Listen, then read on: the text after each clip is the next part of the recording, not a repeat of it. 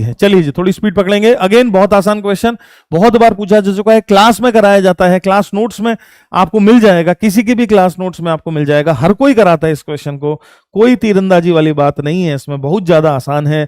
क्या कह रहा है क्वेश्चन? क्वेश्चन कह रहा है कि भाई साहब ऐसा है कि there is an infinitely long uniformly charged wire. बहुत बढ़िया बात हुई, बहुत शाबाश।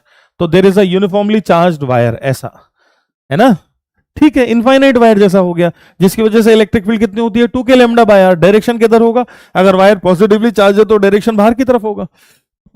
अच्छा जी, अब कह रहा है कि एक इलेक्ट्रॉन आर रेडियस के सर्किल में घूम रहा है, ठीक है भाई साहब। तो एक इलेक्ट्रॉन वायर से आर डिस्टेंस पर, ये वायर से आर डिस्टेंस पर, यहां अगर हम कोई इलेक्ट्रॉन इमेजिन करें तो इलेक्ट्रॉन महाराज यहां कहीं है, यहां कहीं इलेक्ट्रॉन महाराज है, -e, है ना। तो क्या हम समझ रहे हैं कि इस वायर की वजह से इस पॉइंट पर जो इलेक्ट्रिक फील्ड बनेगी वो तो बाहर की तरफ बनेगी, जो इलेक्ट्रिक फील्ड बनेगी वो तो बाहर की तरफ बनेगी, ऐसे है ना। कितना होगा उसका expression? 2k lambda by R. तो इलेक्ट्रिक फील्ड तो बाहर की तरफ होगी, E, जिसकी वैल्यू होगी 2k lambda by R. R ये डिस्टेंस है, पर चूंकि वो इलेक्ट्रॉन है और हम जानते हैं नेगेटिवली चार्ज पार्टिकल पर फोर्स उल्टा लगता है, नेगेटिवली चार्ज पार्टिकल पर फोर्स किधर लगता है? फील्ड के अपोजिट डायरेक्शन में लगता है। हेंस इस इलेक्ट्रॉन पर जो फोर्स लगेगा वो किधर लगेगा? इस इलेक्ट्रॉन पर जो फोर्स लगेगा वो अंदर की तरफ लगेगा, ऐसे लगेगा फोर्स। और अगर ये फोर्स इस इलेक्ट्रॉन को नेसेसरी सेंट्रिपेटल फोर्स प्रोवाइड कर दे तो क्या इलेक्ट्रॉन मौज मस्ती से ऐसे सर्किल में घूम जाएगा?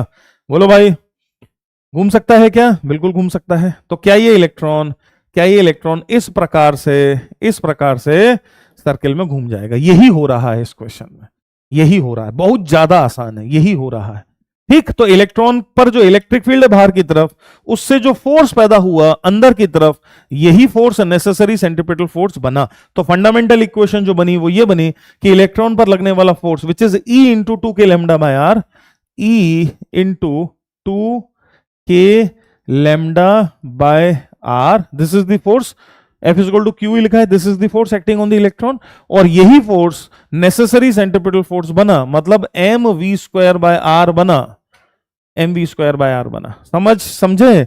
बहुत ज्यादा आसान, बहुत ज्यादा आसान, बहुत ज्यादा आसान। तो देखो R और R की तो मुंडी काट दी हमने, और यहां से स्पीड की वैल्यू हमें मिल गई। ये अपने आप में एक इंडिपेंडेंट क्वेश्चन है जो बहुत ही बार पूछा जा चुका है। तो 2k lambda E divided by m, ये हमें स्पीड मिल गई। क्वेश्चन ने क्या पूछा है? स्पीड नहीं ना पूछा है, टाइम पीरियड पूछा है। क्वेश्चन ने पूछा है टाइम पीरियड। तो टाइम पीरियड कैसे निकलेगा बाबू? टाइम पीरियड कैसे निकलेगा? तो time period t would be equal to 2 pi r by v, और v की ये वैल्यू उठा के यहां रख दो बस, और क्या करना है, v की ये वैल्यू उठा के यहां रख दो, है ना। So time period t would be equal to 2 pi r divided by v की value under root of 2k lambda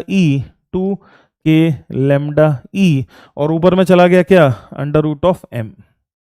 अब इसको थोड़ी सुंदर भाषा में हम कन्वर्ट कर लें, r को अंदर ले आए तो mr² हो जाएगा, और बाकी 2k लैम्डा e नीचे पड़ा ही हुआ है, तो भैया ए ऑप्शन आता हुआ बहुत ही साफ साफ दिखाई दे रहा है।